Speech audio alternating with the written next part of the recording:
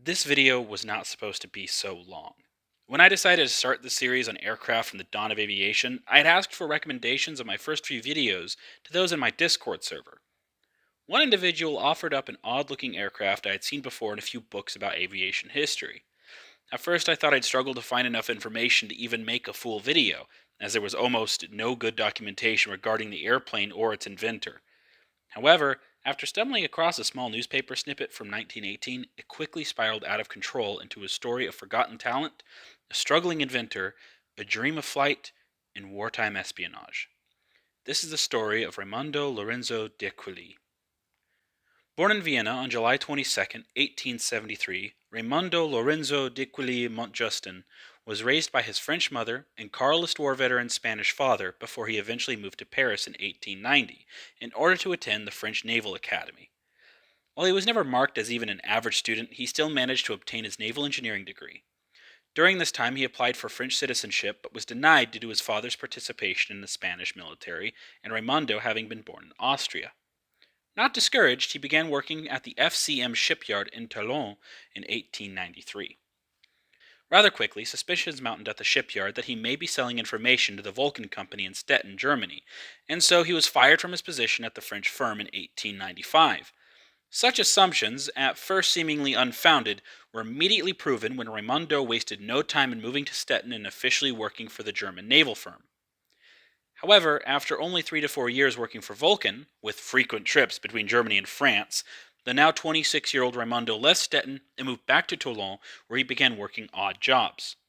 Around the time of his trips to France, Raimondo became extremely interested in the design and development of submarines, which were just then becoming the new, exciting focus of European navies.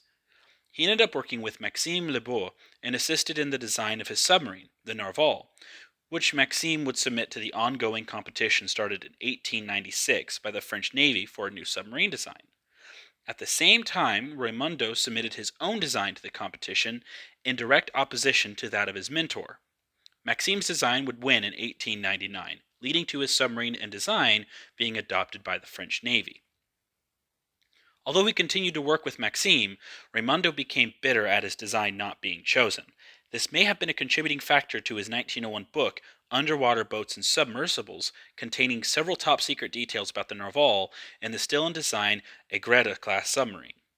Shortly after publishing his book in 1902, he attempted again to get his designs adopted by the French Navy, all of which were rejected, as the Aigrette class submarine was not only a better design, but already in production.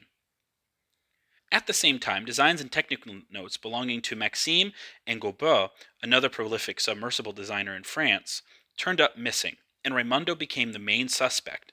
Upon the discovery of several document transfers to and agreements with the German manufacturer Krupp, in which he charged the equivalent of $2,000, nearly 71,000 US dollars today, along with a 5% cut of any contract using his plans he sent by Krupp or any license made by Krupp. Although unable to prove Raimondo stole and sold the plans, he was from then on watched with increasing levels of suspicion. It's even reported that a close friend of his even committed suicide under suspicious circumstances after feeling like he was always being watched. All of this led to Raimondo leaving for Germany and officially working for Krupp, using his failed design to build the first wartime-ready German submarine, the Trout, which would go on to be sold to Russia in 1904 and used during the Russo-Japanese War before being scrapped in 1910. Also in 1904, his next design, the U-1, which was the first German U-boat, was launched in Kiel, and noted stark similarities to the brand new French Aigrette-class submarine. He would also have his name on the Unterseeboot II as main designer before being forced out of work by Krupp and the German government over concerns of his loyalty due to his French heritage in 1907. It is also possible he assisted in the creation of the U-3 class U-boat, which also included the U-4, but there's no real name attached to that submarine, and so it's not something that can easily be confirmed. By now, Raimondo was starting to lose his interest in naval engineering anyway, and began writing his first plans for a unique airplane design. Now with no job in Germany, he used his savings and moved back to Paris, using the synonym Marquis de Quilly to better conceal his identity. How this worked is anybody's guess. He moved to Two Place Wagram, Paris, the same neighborhood he lived in while he attended the Naval Academy in 1890. Nearby, he set up his own personal workshop, using funds from his still active contracts with Krupp. The airplane he eventually built would be known as the de Quilly multiplane, due to its rather comical amount of wings. Supposedly, Raimondo had been inspired by the gliders made by Charles Renard, a French airship designer and auto engineer. Not much is known if he ever managed to create a different aircraft before his eventual multiplane, but by late 1907 he had constructed a rather odd looking machine that can hardly be called an aircraft. The first version was a tubular design, almost appearing as if someone had cut out a small section of a rigid airship and slapped wings onto the structure. A small 7 to 8 horsepower Bichette motorcycle engine was mounted to the front and operated at a max RPM of 1500. The propeller was a rather unique paddle design, which at the time was one used often by naval engineers attempting to build their own airplane. This propeller was turned using a chain leading to the crankshaft of the engine. Later on, he would add an extra wing on top. This put the weight at 140 kilograms, or 308.5 pounds, with a total length of 1.6 meters, or 5.24 feet, a width of 5 meters, 16.4 feet, and a total wing surface area of 25 square meters, or 268.5 square feet. With 7 wings in a tubular shape, it gave an odd appearance to what many hesitate to call an airplane. But that begs the question, why so many wings?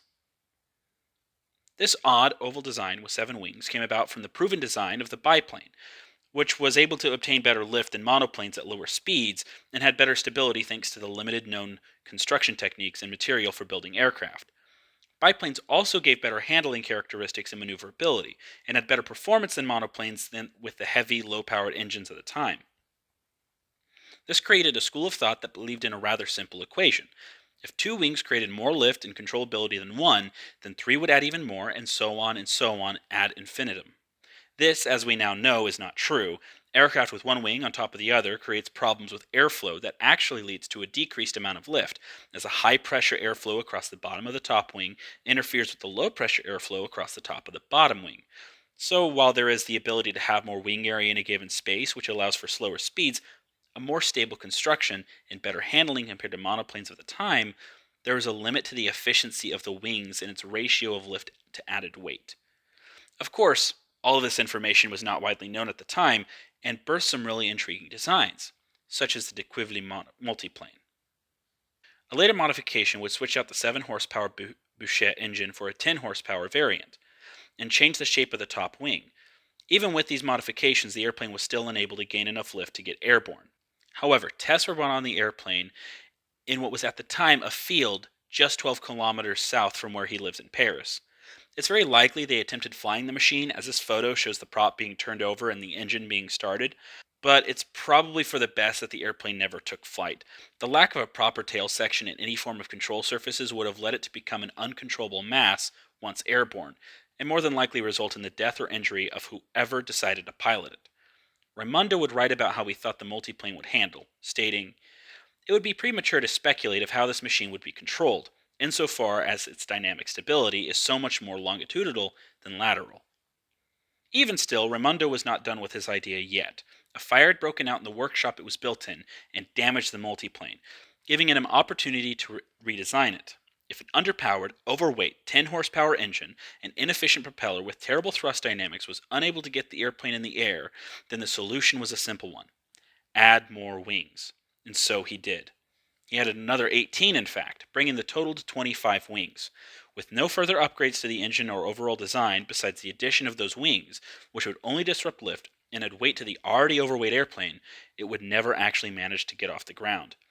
Ever the eccentric individual, he would supposedly try to get his airplane published in any newspaper, magazine, or book he could, ensuring they state the airplane was his own and include his address if they had a section for such information.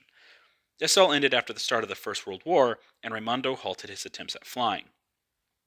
When the war broke out, he quickly enlisted in the French army as an engineer with a semi-motorized unit. Shortly after, he once again applied for French citizenship, which was denied, as he had been born in Austria and the local government expressed concerns over loyalty. This also resulted in his removal from the military. So instead, he attempted to work with the French government in the naval engineering field, which somehow succeeded. In February of 1915, the French government sent him to England with the job of studying their submarines and assisting in France's own furthering of that technology. There is absolutely no clear reason given why the same government that rejected his citizenship request and removed him from participating in the military over fears of Raimundo selling information to the Germans would then send him to England to assist in studying secretive submarine technology. But that's what they did.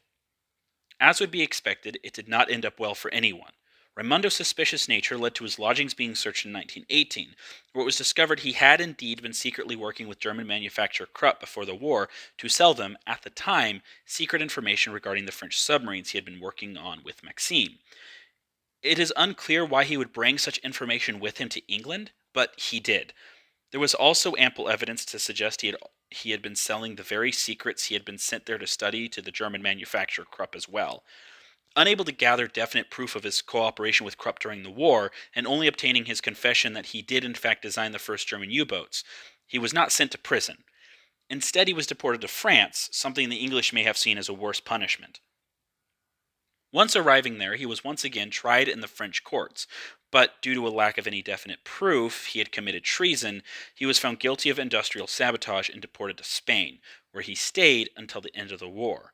He would continue to deny the accusations that he had even stolen Maxime's designs to the Germans, let alone wartime secrets. However, it is at least definite he had done the former. After the war ended, he attempted, once again, to gain French citizenship. This time, for some undisclosed reason, he was somehow successful, and was officially granted it in 1922. He would pass away on September 21st, 1925, at the age of 52 years old, living a rather full life of engineering, aviation, the design of the first German U-boats, self-promotion, espionage, and chasing his dream of French nationality. Thank you guys for watching this rather interesting video, which spiraled way too far out of control. If you guys enjoyed this, definitely leave a like, a comment, share it with your friends.